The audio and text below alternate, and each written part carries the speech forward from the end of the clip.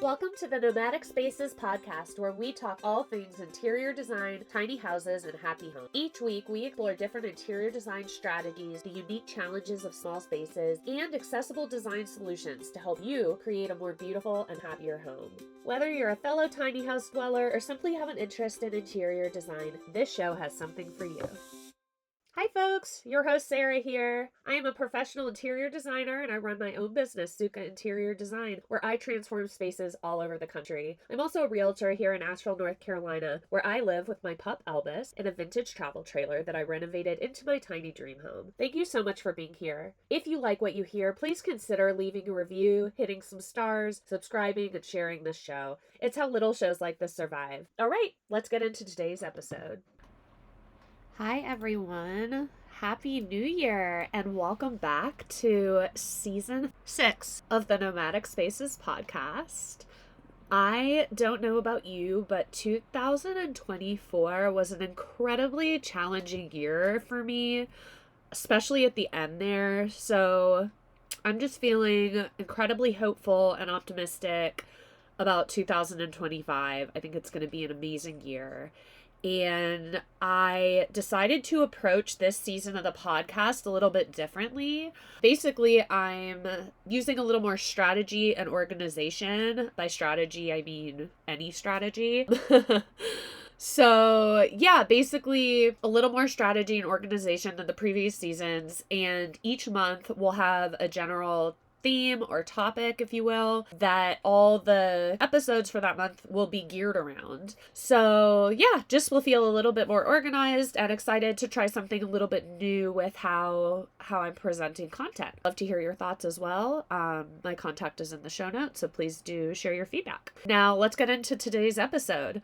This month, the theme is the power of professional interior design, and today's episode is why DIY design often falls short and how a pro can save you time and money. Any fellow HGTV addicts out here? If you've ever watched a home makeover show or scrolled through design inspiration on Pinterest, I'm sure you've come across something and had that thought where you're like, I can do that. And it's undeniable. There's an allure about DIY design that promises us this creativity and control and cost savings. And it's all wrapped up in the satisfaction of creating something with our own hands. But the reality is that it's usually far from the picture outcomes that we see online. And I struggle myself with the urge to do it myself versus the reality that I might not have the skill, especially to execute the level outcome that I really desire. Just ask the tile in my shower. For many, the DIY journey starts with excitement, but ultimately ends with frustration, wasted resources, and a space that doesn't quite feel right. And if you're like me, maybe a half-finished giant mess that you really don't feel like cleaning up. Here's why DIY design often falls short and why partnering with a professional designer can save you not only time and stress, but also money, and all while delivering the absolute outcome for the space that you've been dreaming of. Let's talk about why DIY design can be a trap. DIY design comes with good intentions. You want to save money and express your creativity and put your personal stamp on your home. But the journey is rarely as simple as just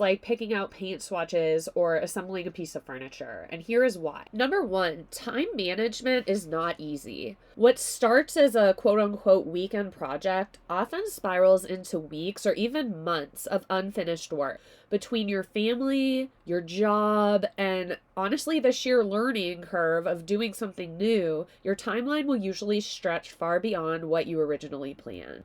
Imagine spending your Saturdays repainting walls multiple times because the color that you chose looked different in natural light, or spending hours assembling furniture only to find out it doesn't actually fit in your space. The time lost can feel really endless, and before long, you may start to resent the project altogether and give up. Number 2, budget blowouts happen fast. It's ironic because DIY is often marketed as the cheaper option, but it just isn't always true. When you you add up the total cost of tools and materials and correcting mistakes, your quote-unquote budget-friendly project could quickly exceed the costs of hiring a professional. For example, you might buy a sofa that looks great online only to discover it's too large for your space. Now you're stuck selling it at a loss or trying to just make it work, and it still doesn't solve your design problem. Pro would have been able to measure your space, consider the layout, everything else in there, and recommend furniture that will fit perfectly together and make the space feel how you want it to. Number 3, decision fatigue is real. Designing a space involves countless decisions. Colors, materials, furniture, layouts, accessories. The choices can feel overwhelming, especially if you're unsure of what works together or where to start. DIYers often find themselves second-guessing every choice. Should the rug be larger? Is this color too bold? What kind of lighting is best? And the result of making decisions this way is often a mismatch of ideas and product that lack cohesion, and the overall space therefore will fail to meet your original vision.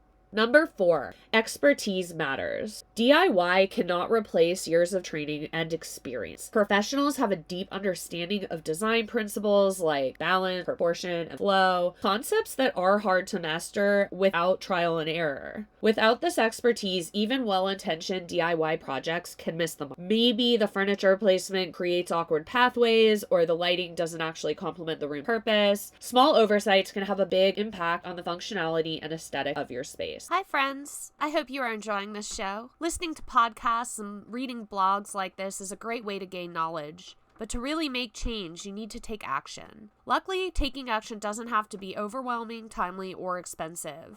My Desk Refresh Guide is a great resource you can download totally free from the link in the show notes.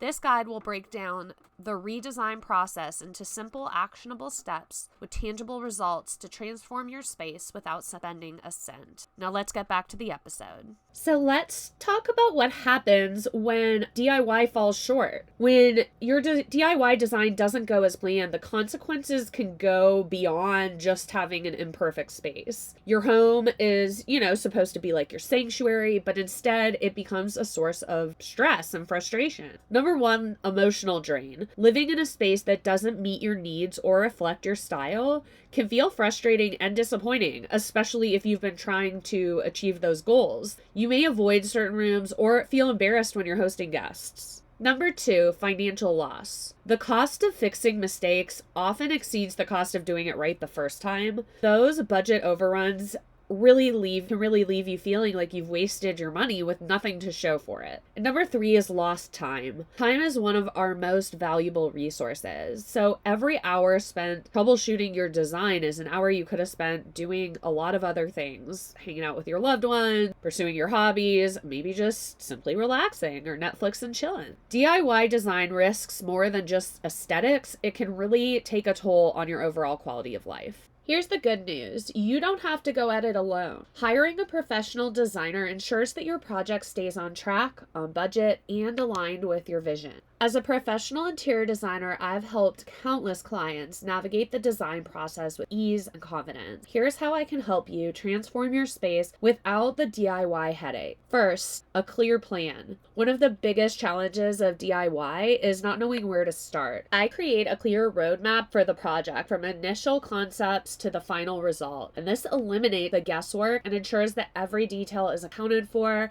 and everything is cohesive. Second is expert guidance. With years of experience, I can anticipate potential challenges and offer creative solutions. Whether it's choosing the right materials or maximizing a small space, my expertise ensures that your design is functional, beautiful, and tailored specifically to your needs. Number 3, efficient budgeting. I understand how to prioritize a budget for maximum impact, and we do this depending on your goals. You won't waste money on unnecessary items or making costly mistakes, and instead you'll invest in elements that elevate your space and increase property. Number 4 is a cohesive design. I will help you achieve a harmonious look that reflects your personal style, from the color schemes to furniture selection. Everything is gonna talk to each other and work seamlessly together. If you are still wondering if hiring a designer is worth it, here are 2 examples from my own experience as an interior designer of how professional guidance can still transform not just a space, but also the lives of those who live in it. First up is a family of 4 that I worked with wanted to redesign their open concept living space, but were really struggling to make it functional for all the things they needed in it, which was work, play, and relaxation. They tried doing a lot of little DIY projects, but they couldn't really find the right balance and didn't feel like it actually fit their aesthetic. It wasn't cohesive. I created a layout using a lot of their own furniture, actually, that redefined zones for each space and kind of activities, selecting durable and stylish additional furniture. We swapped up a few pieces, and decor. So we did rugs and pillows, artwork, lighting, lamps, and decorative objects. So we also incorporated a lot of storage solutions in the coffee table that really just helped keep the space more organized. And the family has now moved into the home, and it just works so much better for their busy lifestyle, and it feels inviting. They feel happier hosting their guests, and it doesn't just feel like a playroom. The second example is one of my clients wanted to refresh their outdated kitchen, but we didn't have a big budget to work with at all. They felt really overwhelmed by the little budget and the lack of options, and had been really afraid of like making expensive mistakes, which is really common and valid. So I really just helped them prioritize upgrades where the budget should be allocated. So we talked about, instead of replacing, we're going to repaint the cabinets, update the hardware, install new lighting, because these things are a minimal investment. And then they were able to add a tile backsplash and replace the countertops, which makes a really big impact. Well, even with a minimal investment, a kitchen can look modern and fresh, and this project really proved that good design does not have to be costly. Man, this was a fun one. I love geeking out with you guys, but let's wrap this up with some final thoughts. The DIY design, it has its place, absolutely, and it has a real appeal, but sometimes the challenges do often outweigh the benefit. From costly mistakes to wasted time, these hidden costs can really leave you feeling like you just hired a pro from the start, like I do in my bathroom. When you work with a professional designer, you're investing in more than just aesthetics. You are investing in a peace of mind, efficiency, and a home that enhances your life. I'll also ensure that we consider return of investment and both the long and short-term impacts on the property value. Let's design something extraordinary together. Contact me today and let's take the first step towards your dream home. Thank you for being here, and until next week, home happy. I hope today's episode was helpful and inspiring. My goal with this show is to help others make change that transforms their space and achieve their design goals. But just absorbing content, even brilliant content like this, doesn't get results. Taking action does. If you're still listening, you might be ready to fully accomplish your design goals. My challenge to you is to commit to taking one action right now before you don't. Taking action might look like booking a design project jumpstart, or maybe it's downloading the desk refresh guide, or just signing up for my mailing list. Maybe it's scheduling a complimentary connection call with me to talk more about your design goals in detail. You can find out more about all of these fun things I just mentioned and contact me directly through my website, which is sukkainteriordesign.com. That is SUKKHAINTERIORDESIGN.com. I love to connect, so please don't be a stranger. As always, thanks for being here and being a part of this community. If you liked what you heard, please take a second to review, subscribe, and share with your friends and family. It's truly the easiest way to support me and this podcast. Until next week, take care and home happy.